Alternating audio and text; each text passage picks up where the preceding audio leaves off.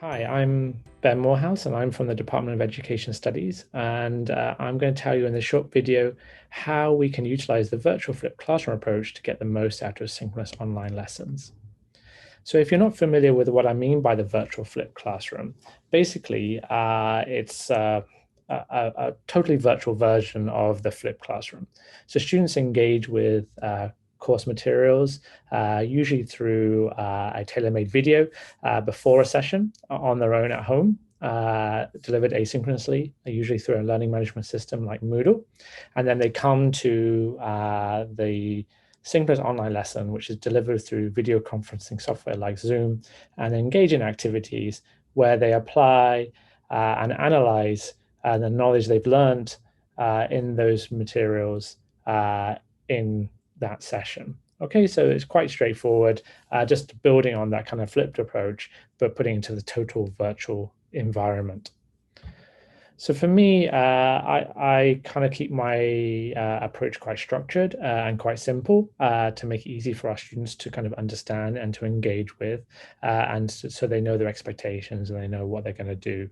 So for the flip part, I produce a 30-minute tailor-made annotated PowerPoint presentation. So this is very straightforward. I create my PowerPoint slides, and then I use the voiceover tool to record the session. And then I just upload the annotated PowerPoint to Moodle.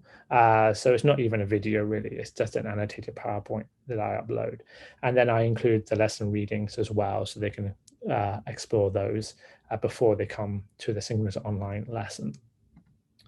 And in the PowerPoint, I will have the content input, so the things I feel they need to know for that week's session. I also develop thinking activities. So these would be short little activities to help them to connect what they're learning to their previous experiences, to apply their learning in short little focused activities. Okay, so these will be scattered throughout the annotated PowerPoint for them to engage with, to prepare them for what they're going to be learning next, or to reflect back on what they've just engaged with. And then there'll be one main pre-live lesson task, which will be the main thing that they look at in the live session with me. Okay, so that pre-live lesson task could be things like analyzing a case study, analyzing some materials, and watching a short video, things like that. Okay, so when they come to the live session, they've had that input, so they're ready to engage and discuss what they've been learning. Okay. So then the live part is a 2-hour synchronous online lesson conducted via Zoom. Okay, so I do that at the regular lesson time, but just a shorter session than they would normally have. And then within that session, there's 2 group activities, which are conducted in breakout rooms. So the first one is initial discussion using questions as prompts. This is questions about the content.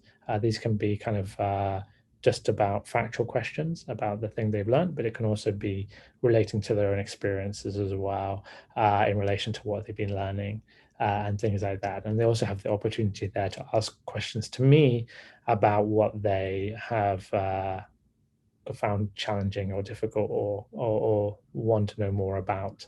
This is a good opportunity for me to formatively assess them, see if they engage with the content how I expected them to, see if they took away from the content what I thought they would, and also for me to supplement what gaps I feel they may have in their understanding, or misconceptions they may have in their understanding. And then they will engage in the main task, which is the pre-live lesson task that's then conducted in that session. So some things that I've found to help me to make this approach success. So first is to make sure the students are prepared for the virtual flipped approach. Okay, so they need to know why you're doing it and what their expectations are. So they need to know that they need to watch this video. If they don't come prepared, then they're going to not get the most out of that session. They need to know why you're going to do it. Okay, so you'll tell them that, you know, this is a way to make sure that you feel more prepared for the session. We can make the most out of those synchronous online lessons that are quite different from the kind of physical classroom. And then creating the flip video, it's important that you make tailor-made ones and don't just find those that are on YouTube or other things. So you can make sure they meet what you want the students to know for that session. It also allows you to make them more personal as well, okay, and more informal. and you can also keep them short and focused. Okay, so these are key things that you can do, and you can also add in different activities for them as they're doing it, so they can engage with it and engage kind of principles of learning, such as relating to their own experiences and things like this. Okay, so these can really help to break up the content, but also to help them to internalize what they're learning more. And then when it comes to facilitating the live session, it's good to use different tools. Of course, breakout rooms are the main thing that we'd use to increase student-to-student interaction. But we can also use things like Google Classroom, Seesaw, so they have to create something or complete something while they're in those breakout rooms, so that they, through that creation or completion, they are interacting. Okay, because they'll need to discuss with each other what to do and how to do it. Make sure there's a concrete outcome to the main activities, so they know that after them they're going to share what they've done, what they've learned, what they've created, what they feel, because then they'll know that they have to engage with each other. Make instructions very explicit and clear. It's important that the students know what they need to do and when they need to do it, because you can't monitor and check understanding so easily when they're actually doing the activities. So before they do them, just make sure they're clear, ask concept checking questions, support your instructions with clear PowerPoint slides, things like this. Okay.